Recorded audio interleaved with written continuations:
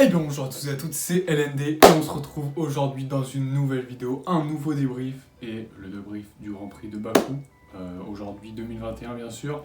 On va avoir beaucoup de choses à dire, j'espère ne pas être trop lent parce que sinon la vidéo va durer longtemps, mais là ça a été palpitant, je vais essayer de faire le plus vite possible et on se retrouve pour le débrief tout de suite.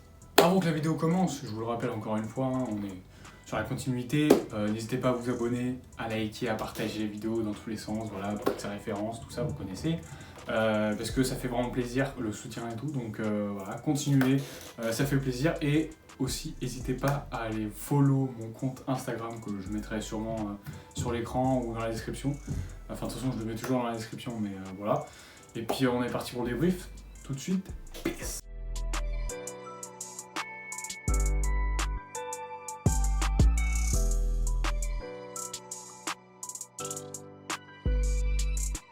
Donc on est parti tout de suite pour le débrief, on va déjà commencer avec les nombreux abandons entre guillemets parce que par rapport au dernier Grand Prix calme un peu qu'on a eu, ça fait que plutôt pas mal.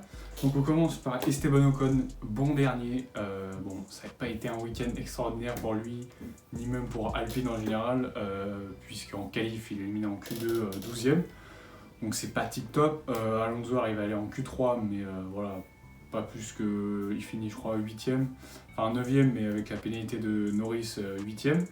Donc c'était pas tip top pour les Alpines et surtout Ocon là qui était un peu en difficulté et malheureusement en plus de ça il abandonne dès le 3ème tour je crois, c'était à peu près ça, d'une casse moteur. Donc ouais on a vu clairement de la fumée sortir du moteur, donc tout de suite abandon et voilà c'est fini pour lui. Devant lui, abandon aussi du coup 19ème Stroll, alors là c'est pas du tout de sa faute, il s'est craché clairement à cause d'une grosse crevaison sur ses hards à l'arrière, comme la personne devant lui, mais on en parlera juste après. Donc en ligne droite, voilà, je crois dans le dernier virage, il tourne et puis là son pneu crève directement, il avait que 30 tours je crois, donc il n'était pas si vieux que ça pour des hards, et puis voilà, ça finit dans le mur, la voiture complètement déchiquetée, et voilà, c'est l'abandon du coup. Devant lui, malheureusement, voilà, alors qu'il était premier, avec au moins 5 secondes je crois à peu près d'avance sur son coéquipier, Verstappen, 18ème, abandon, la même chose, crevaison à l'arrière, alors c'est pas le même côté je crois, mais toujours crevaison à l'arrière sur les hards. Bon, lui il avait 35 tours sur ses hards et il lui restait encore plus de 5 tours à faire je crois à peu près. Donc ouais c'était un peu, enfin là ça commençait à faire un peu 35 tours, mais normalement ils sont pas censés crever, donc c'est quand même un peu bizarre, et c'était dangereux, donc il y a eu drapeau rouge tout ça pour que les pilotes puissent changer de pneus. Par la même occasion, donc ils ont fait quand même 2 tours sous safety car sur les 5 derniers restants, quand il y a eu le crash du coup de Verstappen.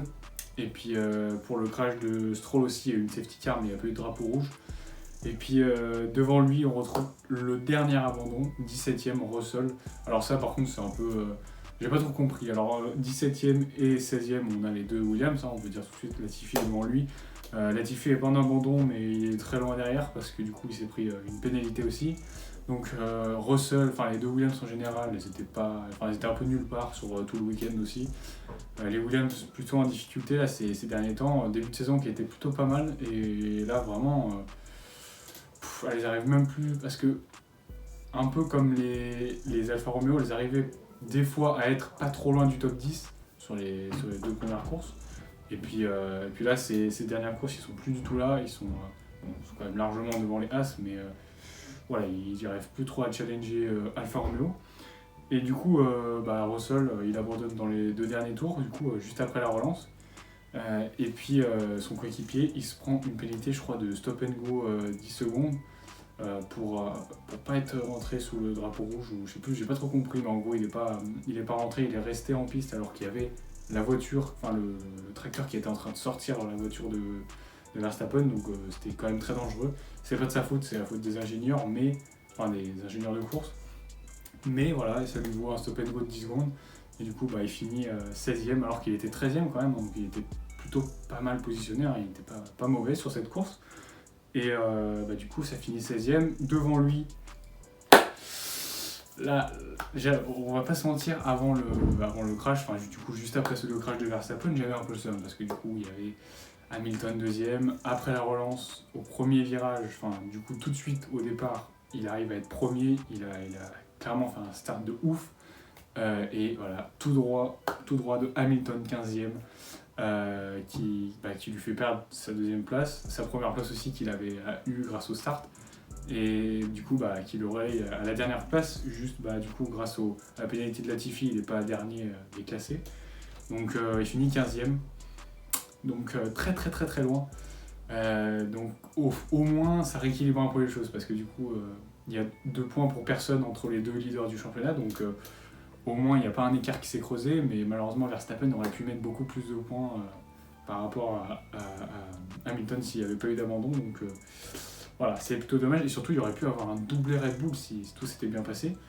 Donc bon, malheureusement, ça n'arrivera jamais. Enfin, en tout cas, ça n'est pas arrivé. Donc bon, voilà.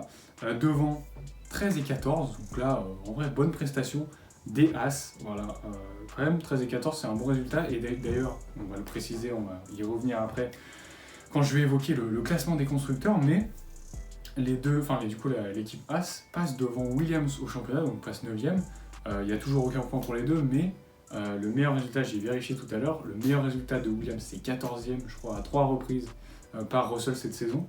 Et là, du coup, Schumacher arrive à décrocher une 13e place, donc ça les fait passer devant Williams. C'est un peu incroyable quand même, parce que Williams, bon, ils sont pas bons du tout, mais ils sont largement meilleurs que Haas, donc Haas sont pas du tout à leur place 9e.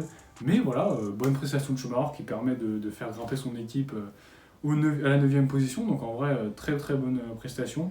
Mazepin qui fait une petite erreur en course quand même, il a fait un tout droit, donc bon, il n'a pas abîmé la voiture, mais voilà, petit tout droit pendant la course. Schumacher, après, je crois aucune erreur, hein, je crois qu'il n'y a pas eu de problème à signaler. Mais voilà, ça reste la Haas, hein, toujours très très loin. Là, c'était un petit coup de bol parce que Hamilton a fait un tout droit et Latifi s'est pris une pénalité, sinon ils auraient été 15 et 16 du coup. Enfin, ouais, 15 et 16. Et puis, oui, aussi le Russell a abandonné. Mais sinon, ça aurait été les derniers déclassés. Mais là, avec un peu de chance, voilà, ça le fait. Devant 12e Bottas. Là, aujourd'hui, Mercedes, c'est la sauce. Hein, voilà. Donc Bottas nulle part tout le week-end. Mais vraiment tout le week-end. Qualif désastreuse. Il a failli pas passer en Q1 à cause du drapeau rouge. C'est passé, je crois, il est passé 14e en Q1. Et puis après Q3, il était 10e. Et avec le drapeau rouge, il n'a pas pu améliorer non plus, parce qu'il y a eu en tout 4 drapeaux rouges en qualif, donc ça fait beaucoup. Je crois 2 en Q1, une en Q2 et une en Q3 à la fin avec Tsunoda et Carlos Sainz. Et donc Bottas n'a pas pu améliorer comme Hamilton, comme toute la grille, mais bon. Bottas a plus perdu quand même, parce que du coup il est resté 10e, seulement 10e au start, donc très mauvais. Et il a même pas doublé, il a même pas réussi à doubler en course, il s'est fait larguer, il se faisait déposer par Norris par exemple, il y avait Norris, il y avait d'autres pilotes aussi, j'ai plus trop les noms, mais il se faisait dépasser par des midfield, donc il se faisait déposer plutôt par des midfield, il n'arrivait pas à dépasser, c'était calamiteux, mais encore il était 10ème, à la première safety car il était 9ème grâce au crash de Stroll qui était devant lui, donc en vrai il était encore dans les points, c'était un désastre, mais il était encore dans les points. Et avec les restarts et tout, il a quand même réussi à perdre des places, donc voilà, c'est un calvaire hein, cette course pour Bottas. Là, c'est la descente aux enfers depuis 3 courses. Déjà que ça avait mal commencé. Il y a eu deux bonnes prestations, on va dire, parce que je crois qu'il n'y a eu que 2 podiums. Et sinon, le reste, les 4 autres courses, je crois qu'il y en a 4 où il a fait que. Parce que Bahreïn, je me souviens même plus en fait de tout ce qu'il a fait, mais il est 6ème au championnat, les gars, 6ème, donc c'est mauvais, c'est très mauvais. Alors que son coéquipier, bon, il lutte pour la première place. Malheureusement, il a eu 2 mauvais résultats là, ces derniers temps avec Monaco 7ème et là 15ème. Mais voilà, il est toujours 2ème au championnat, il est pas très loin de son coéquipier, de Verstappen, pardon. Et donc ça reste largement convenable. Malheureusement, il aurait pu passer sur le Grand Prix, mais là, ça l'a pas fait. Mais voilà, Bottas, c'est désastreux cette saison. Clairement, si Russell n'est pas promu, en tout cas, si Bottas n'est pas viré, parce que ça peut être quelqu'un d'autre que Russell qui va chez Mercedes, mais si Bottas n'est pas viré, Même moi, je l'aime bien, les gars, je l'aime bien, mais là, tu peux pas, là, tu peux pas. Alors, soit, il a mentionné aussi que c'était peut-être, c'était forcément pour lui. Bon, après, c'est forcément, parce que venant d'un pilote, tu peux pas te dire, je suis nul à ce point et tout. C'est quand même compliqué à assumer. Donc, pour lui, c'est forcément un problème de la voiture, il y a un déficit pour lui. Et on l'espère, parce que sinon, ça veut dire qu'il est vraiment en chute libre niveau performance. En tout cas, on va arrêter de parler de lui parce que ça me fait de la peine limite. Et on va parler plutôt du bon résultat de l'équipe au-dessus. Alfa Romeo 10 et 11 avec Raikkonen qui marque son premier point de la saison. Il en avait déjà mis à Imola, mais voilà, il y avait eu une pénalité donc il ne les a pas obtenus. Mais là, cette fois-ci, c'est validé normalement, s'il n'y a pas de souci. Et puis son équipier juste derrière lui. Donc très bonne prestation encore une fois d'Alfa Romeo qui prouve encore sa constance et sa solidité. Au niveau des performances, ils arrivent enfin à concrétiser une nouvelle fois les points. Donc 2 fois de suite, les points, les gars. Un pour chacun des pilotes. Donc bon, c'est assez maigre, c'est même plus maigre que l'année dernière. Bon, on n'est qu'au début de saison, mais l'année dernière, ils avaient fait aussi des belles prestations où ils avaient mis en tout, je crois, 6 points, 6 ou 8, je sais plus exactement. Mais ils avaient mis quelques points l'année dernière aussi. Là, c'est vrai que c'est toujours des tout petits points, donc ça va aller très lentement si ça fait que des 1 ou 2 points. Donc mais autant en grappiller quelques-uns, et puis voilà, on verra où ça mène. Mais en tout cas, pour l'instant, voilà, ça progresse 2 fois de suite dans les points. Il y a eu Imola, en termes de performance pure, ils étaient dans le top 10 aussi, donc on voit qu'elle progresse, l'Alfa Romeo, elle est plutôt pas mal cette saison. Giovinazzi qui a fait pas mal de beaux dépassements quand même, puisqu'il était quand même à la base 14e, je crois. Enfin, pas au départ, pas au premier départ, mais il a été, je crois, après la relance à cause du safety car de Stroll, il était 14e, je crois. Il y avait même Carlos Sainz qui l'avait doublé.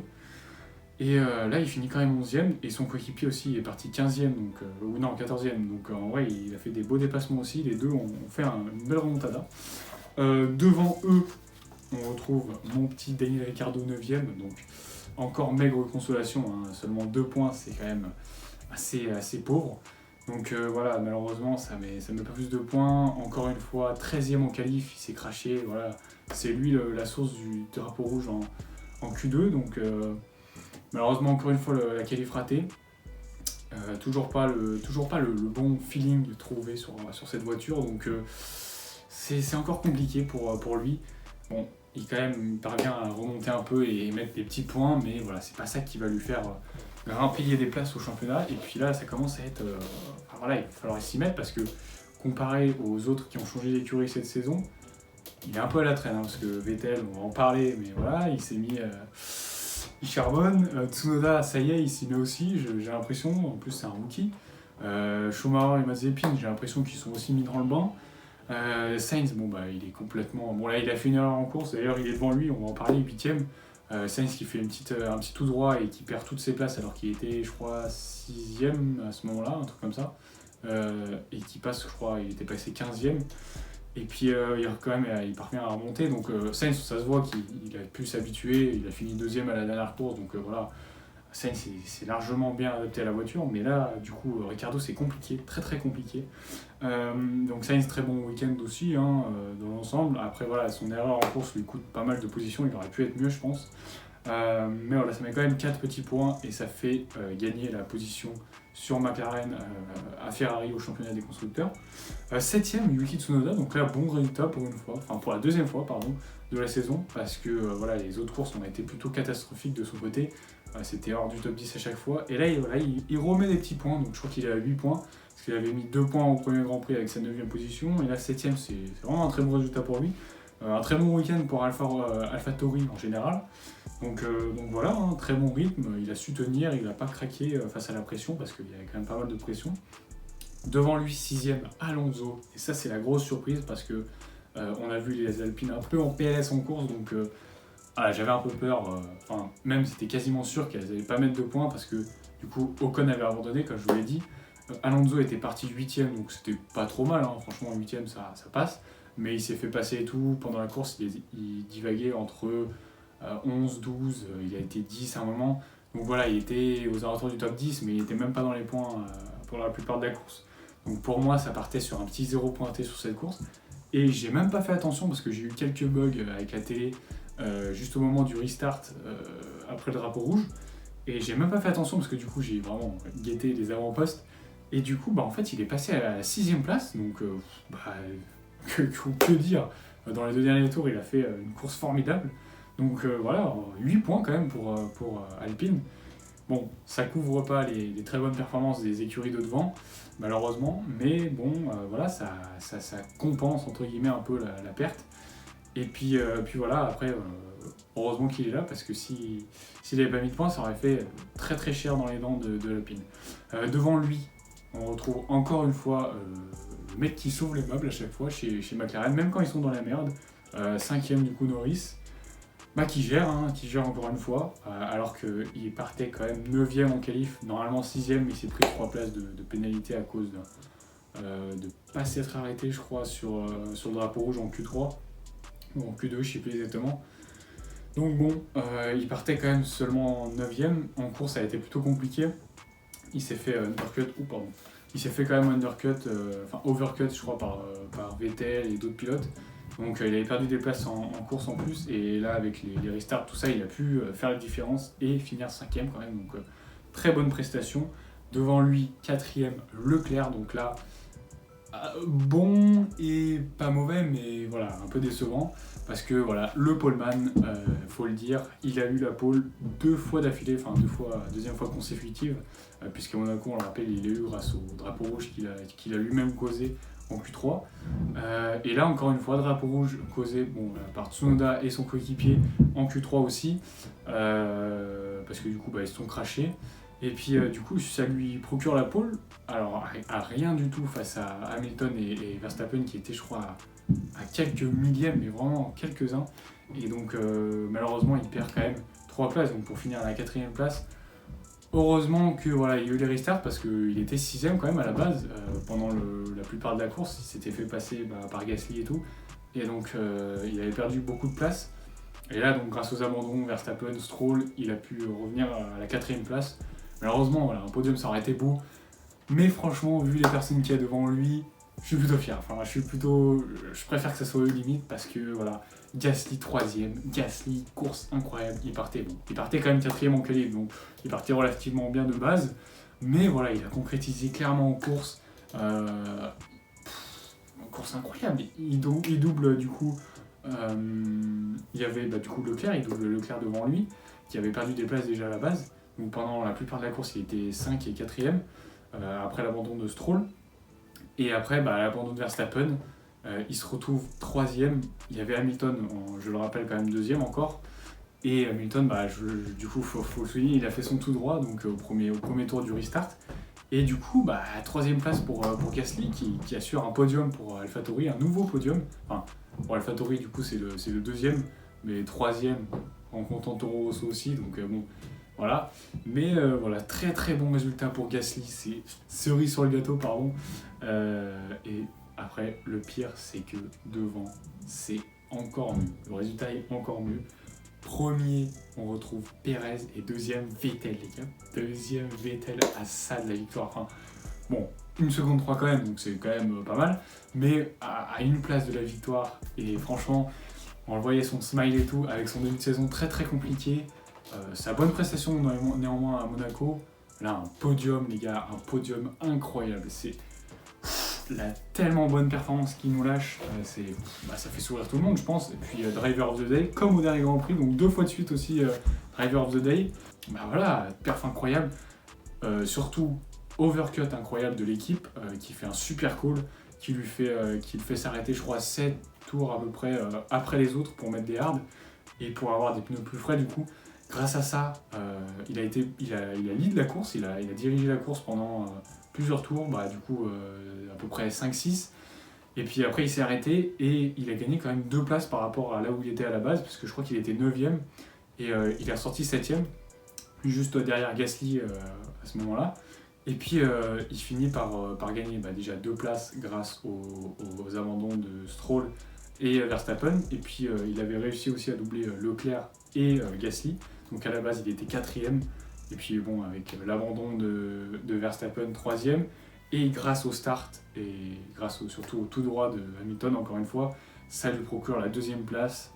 Non plus il se faisait un peu attaquer par Gasly, mais après Gasly a été inquiété un peu par Leclerc, donc il a eu un peu d'air. Et puis voilà, ça finit très très bien pour lui. Deuxième position, excellente performance, mais au-dessus c'est encore mieux. Pérez, premier. Sa première victoire chez Red Bull, sa deuxième victoire de sa vie, enfin en F1, de sa carrière. Donc il n'y a pas mieux, hein, carrément il n'y a pas mieux. Juste, bon, il n'y a pas le meilleur temps. C'était Verstappen qui l'a gardé, je crois, puisqu'il a abandonné, personne n'a eu les points.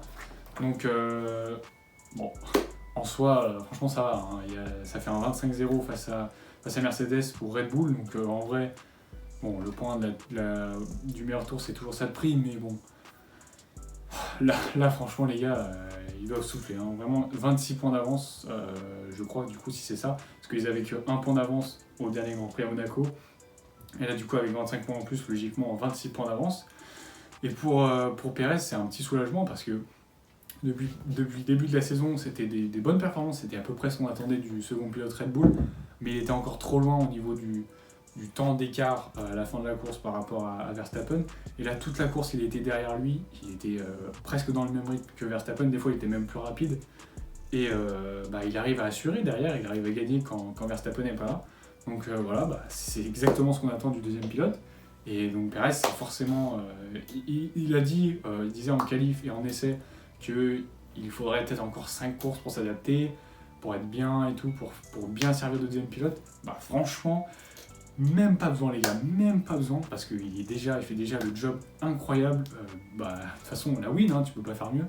Donc voilà, je pense que c'est fini pour le débrief. Donc on va passer au classement des pilotes, on va regarder un peu ce qui se passe. Donc dernier, on retrouve Latifi, malheureusement, voilà, pour lui, c'est le dernier de la grille. Devant lui, Mazepin, 19e, Russell, 18 et Schumacher, 17. Donc c'est intéressant parce que du coup, comme je l'ai dit, Schumacher a fait 13e à la course, donc a battu le meilleur résultat de Russell et donc le passe au championnat des pilotes, parce que vu que personne n'a de points dans ces pilotes-là, ça se joue à la meilleure prestation, enfin la meilleure performance de la saison. Et pour Schumacher, c'est 13 et Russell, c'est 14. Et puis Mazepin, c'est 14 grâce à ce Grand Prix aussi. Sauf que voilà, Russell en a fait 3 des 14e places, donc il est devant. Devant eux, on retrouve les deux Alfa Romeo avec Raikkonen 15 et Giovinazzi 16. Donc voilà, il faudrait peut-être mettre un peu plus de points les gars, mais pour l'instant ça va.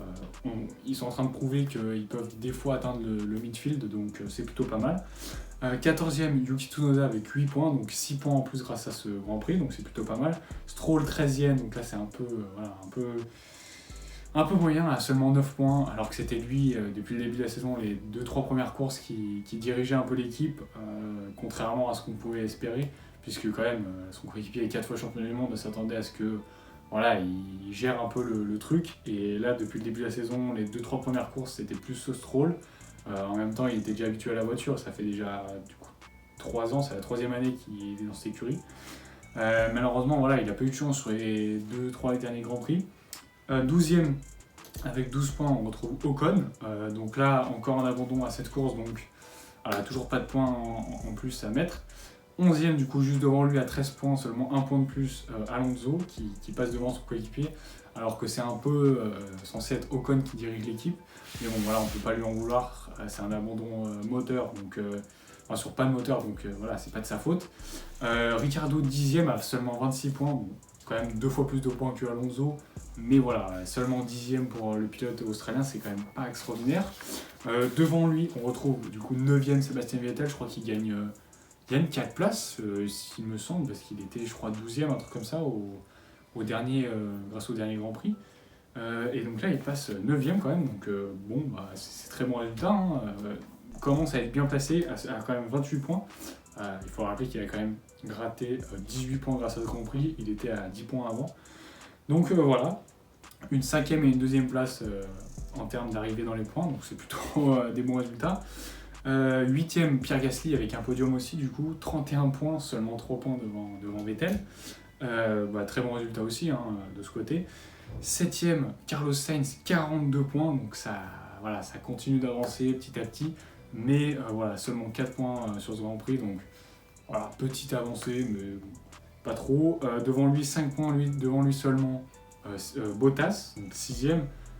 Donc en vrai, quand tu compares les performances et tout, quand tu compares la voiture, voir une Mercedes seulement à 5 points devant le deuxième pilote Ferrari, ça fait un peu bizarre, hein, parce qu'en plus il est derrière le premier pilote Ferrari, Leclerc, qui est 5ème du coup à 52 points, à 5 points devant lui. Donc bon, la petite claque pour Bottas, comme j'avais dit, qui était 6ème. 4ème Norris, donc qui garde sa place encore une fois, 66 points, donc là quand même un gros step devant Leclerc. Donc voilà, toujours l'homme de la situation depuis le début de la saison, surtout chez McLaren, hein, il arrive à chercher les performances quand les autres sont pas là. 3ème Perez qui récupère quand même une bonne position parce qu'il était quand même un peu dans la même situation que Bottas, un peu loin, un peu plus dans le midfield alors qu'il est censé être 3 ou 4ème du classement avec du coup à se battre pour les premières positions avec les top teams. Et donc là il reprend la place un peu légitime on va dire puisque son coéquipier est premier, donc dans la logique, voilà, Hamilton est quand même peut-être un poil plus fort, donc c'est un peu normal qu'il se batte pour la tête, mais donc 3ème place, c'est là où doit être Perez normalement. Après, il est quand même encore un peu loin de son coéquipier et de Hamilton, à plus de 30 points quand même, donc voilà. Faut quand même se rapprocher encore, ou pas trop s'éloigner en tout cas, mais pour l'instant ça va, Et puis 2ème, Hamilton à 101 points, donc ça bouge pas par rapport au dernier Grand Prix, et pareil pour Verstappen, premier à 105 points comme au dernier Grand Prix, donc 4 points qui les séparent seulement. Donc voilà, c'est très très serré. On va passer maintenant au championnat des constructeurs. On va parler de ça tout de suite. Donc Williams, comme j'ai dit, qui est passé dernier, donc 10ème. Donc là c'est un peu la sauce, mais franchement, s'ils font pas mieux que 13ème durant la saison, déjà je suis convaincu qu'ils peuvent mettre au moins une fois des points dans la saison, alors que je pense As, à part s'il y a genre 10 abandons et que du coup de base ils sont dans les points, je pense que c'est impossible qu'ils mettent des points. Clairement à la régulière, même avec plusieurs abandons comme à ce Grand Prix, c'est impossible qu'ils mettent des points. Parce que de toute façon, en performance pure, c'est les bons derniers, ils peuvent rien faire, ils peuvent jamais concurrencer les autres.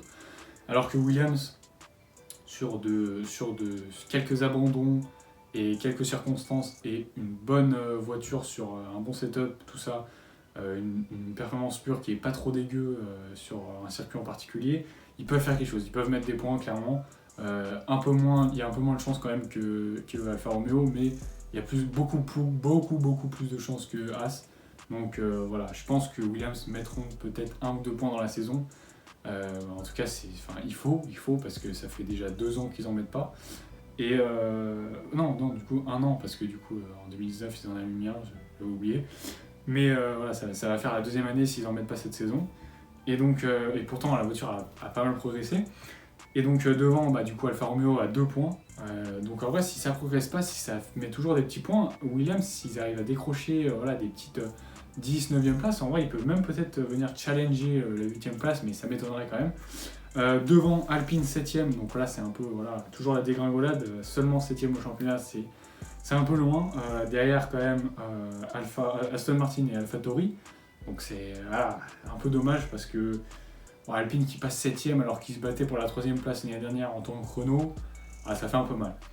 Après, on s'y attendait parce que Ferrari allait forcément remonter. Et puis AlphaTauri sont vraiment bien cette saison. Donc voilà, fallait s'y attendre. En tout cas, 25 points pour Alpine. Donc voilà, ils en mettent quand même pas mal. Aston Martin, 37 points. Donc là, 12 points devant quand même, 6ème. Seulement 2 points derrière AlphaTauri, 5ème, 39 points. Donc là, c'est plutôt serré pour la 5ème place, ça va bien se battre. Après, loin devant, on a Ferrari et McLaren, donc 3 et 4, à 94 et 92 points, donc seulement 2 points d'écart aussi. Donc là, ça va être très très serré également pour la 3ème place. Et je pense qu'on ne va pas se cacher. Vu les performances de Ricciardo, comme je dis depuis un moment, je pense que Ferrari vont réussir à conserver la place. En tout cas, ça serait bien parce que c'est quand même Ferrari, quoi. Après, McLaren, j'aime bien aussi, mais voilà, Ferrari, ils se doivent d'être au moins une top team, au moins 3ème, donc bon, voilà. Après, c'est quand même une 50aine de points environ derrière Mercedes, puisqu'ils sont à 148 points, à 26 points derrière Red Bull à 174 points du coup actuellement. Donc voilà, la sauce pour Mercedes, cette course avec 0 points contre 25. Et puis voilà, je pense qu'on a fait le tour du débrief et des classements des généraux à peu près. Et donc voilà, c'était LND. N'hésitez pas à vous abonner, tout ça, comme d'habitude. Et puis moi, je vous retrouve pour le prochain Grand Prix. Normalement, il n'y aura pas de vidéo vlog d'ici un moment. Donc voilà, normalement, prochain débrief dans 2 semaines, Grand Prix de France. Donc on espère une bonne course parce que c'est à la maison. Et donc on se retrouve pour la prochaine vidéo. Peace!